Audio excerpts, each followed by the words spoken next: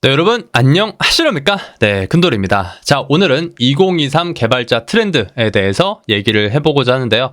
2023 여러분 어떻게 보내셨나요? 저 같은 경우는 바쁘게 지내면서도 뒤를 돌아보니까 솔직히 한 게 없다라고 생각이 들 만큼 조금은 후회가 많이 남는 그런 한 해였던 것 같습니다. 무튼 2023년이 지나기 전에 2023 개발자 트렌드를 좀 이제 제가 봤을 때 이거는 좀 살펴봐야겠다라고 했던 것들을 좀 여러분들께 공유를 해보고자 합니다. 이거는 제트브레인의 2023 디벨로퍼 에코시스템에 대한 그런 어떤 보고서인데요. 지금 보시는 것처럼 자바스크립트가 2017년부터 2023년까지 이렇게 많이 쓰이는 걸 볼 수가 있는데 65%에서 70%까지 갔다가 다시 61%로 작아진 거를 볼 수가 있습니다. 그러니까 사용하는 그 양이 줄어들었다라고 보시면 되는데 여기서 대조적으로 타입스크립트 같은 경우는 12%에서 34%, 무려 22%가 늘어난 걸 볼 수가 있습니다. 이거는 타입스크립트의 시대다라고 보시면 되는데 우리가 타입스크립트를 쓰는 이유는요. 개발자는 사실은 사용자에게 안정적으로 알맞은 컨텐츠를 서빙하기 위해 여러 가지 방법을 쓰는 사람입니다. 그러니까 예를 들어서 서버의 트래픽이 증가하더라도 서버가 다운되지 않게 네트워크 장비에 로드 밸런스를 두거나 대역폭을 늘리거나 HA를 하거나 DB 샤딩을 하는 등 DB 튜닝을 하는 등 우리는 여러 가지 방법으로 서비스의 안정성을 추구해야 됩니다. 그러니까 그중 하나의 방법이 바로 정적 타입 시스템이고 이거를 자바스크립트에서 도입한 게 타입스크립트다라고 하는 거죠. 조금 더 자세히 설명을 하면은 정적 타입 시스템을 만약에 이제 프로그램에게 적용을 하면은 타입을 명시해서 나중에 다른 개발자가 보더라도 어떠한 매개변수를 놓고 이 함수가 어떤 값을 반환하는지 명시적으로 파악할 수가 있는 거죠. 그리고 어떠한 함수 또는 API에 대한 여러 가지 타입으로 이루어진 값이 발생될 수 있는데 해당 값들에 대한 대처를 미리 할 수가 있는 거죠. 그러니까 우리가 보통 우리가 만든 API로만 개발을 하진 않잖아요. 그러니까 다른 사람이 만든 API를 기반으로 요청을 보내서 값을 가져와서 어떤 로직을 만들기도 하죠. 그런데 이때 다른 값들이 나올 수도 있다는 거예요. 우리가 예상하지 못한 타입이 이렇게 들어올 수가 있기 때문에 거기에 대한 로직을 만들 때 타입 시스템을 적용하면은 쉽게 만들 수가 있는 거고, 그러니까 에러를 이렇게 호출하는 그 부분을 쉽게 할 수가 있고, 그리고 매개 변수를 잘못 할당하거나 개발자의 잔실수를 막아주는 거죠. 그러니까 예를 들어서 파이썬 같이 느슨한 타입의 언어도 뭐 이런 식으로 이렇게 좀 합니다. 그러니까 파이썬 같은 경우는 int a는 b 뭐 이런 식으로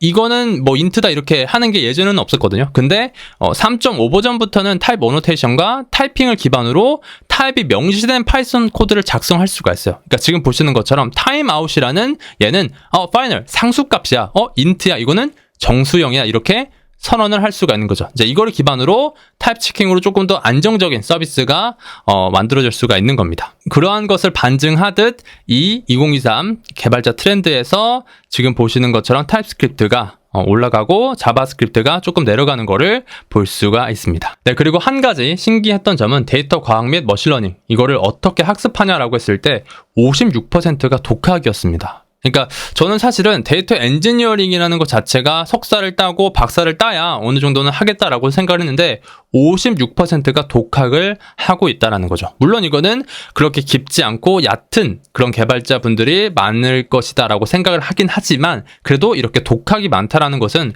독학의 시대가 아닌가라고 생각을 합니다. 저 같은 경우도 데이터 엔지니어링 관련 학위를 받은 적은 없지만 사실 열심히 독학하면서 제 서비스의 이제 밑단에다가 그런 모델을 좀 적용하려고 열심히 노력을 하고 있거든요. 왜냐면은 요새 서비스는 인공지능을 갖추지 않으면 차별점을 좀 갖추기가 어렵습니다. 그래서 그러한 엣지 포인트를 만들기 위해서 노력하는 중인데 제가 사실은 독학을 하면서 이게 맞나 안 맞나 좀 그럴 때가 있어요. 그러니까 저는 진짜 열심히 좀 하거든요. 그러니까 뭐냐면 진짜 저 머신러닝, 딥러닝 이런 책들을 거의 다 샀고요. 그리고 강의도 정말 몇십만 원 질러가지고 열심히 공부하고 있는데 그렇게 들으면서도 공부하면서도 좀 내가 맞나 이렇게 좀 생각이 들 때가 있는데 오늘 이번에 2023 개발자 트렌드를 좀 이렇게 콘텐츠를 준비하면서 독학하는 사람들이 56%라는 걸 보면서 나와 같은 사람들이 좀 많구나라고 하면서 좀 위안을 얻었던 것 같습니다. 바야흐로 독학의 시대다라고 보시면 될 것 같아요. 네, 그리고 이거는 스택 오버플로에서 발행한 2023년 5월에 발행한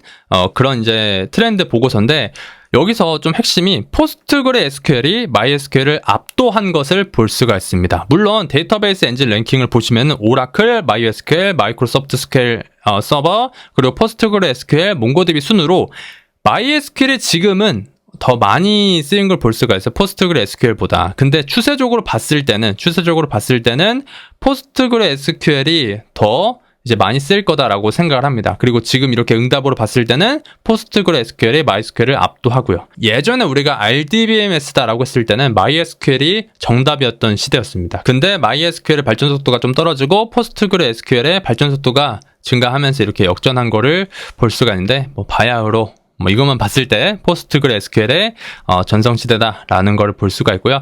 그리고 제가 이걸 봤을 때 그 프론트엔드, 백엔드 데이터 엔지니어 연봉 이거 있잖아요.